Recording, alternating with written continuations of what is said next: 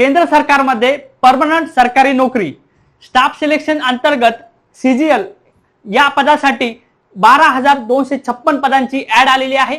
यामध्ये पात्रता आहे पदवी, कोणताही ग्रॅज्युएट झालेला विद्यार्थी यामध्ये अर्ज करू शकतो।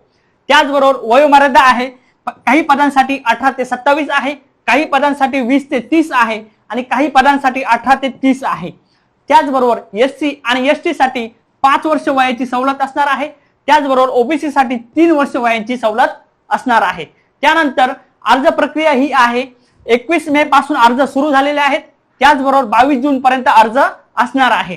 त्यानंतर नोकरीचे ठिकाण जे आहे संपूर्ण भारतभर आपली पोस्टिंग असणार आहे, कुठेही नोकरी करू शकतो आपण।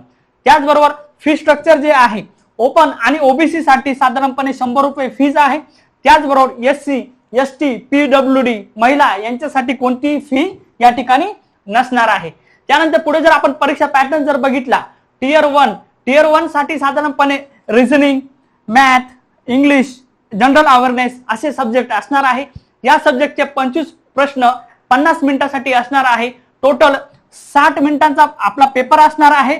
त्यामध्ये सेक्शनल टाइम असणार आहे, प्रत्येक सब्जेक्टसाठी 15 मिनिटं असणार आहे। त्याचबरोबर 0.50 ही निगेटिव्ह मार्किंग सिस्टीम असणार आहे। त्यानंतर टियर 2 चा आपण पॅटर्न जर बघितला, math 30 mark, reasoning 30 mark, total 60 mark. त्यानंतर English 45 marks, general awareness 25 marks, total 70 marks आणि त्याचबरोबर कॉम्प्युटर हा सब्जेक्ट सुद्धा ऍड झालेला आहे, तो 20 मार्कासाठी असणार आहे। ग्रॅज्युएशन झालेल्या विद्यार्थ्यांसाठी खूप मोठी संधी आहे। सरकारी नोकरी मिळवण्यासाठी, केंद्रामध्ये काम करण्यासाठी खूप सुंदर संधी उपलब्ध झालेली आहे। धन्यवाद।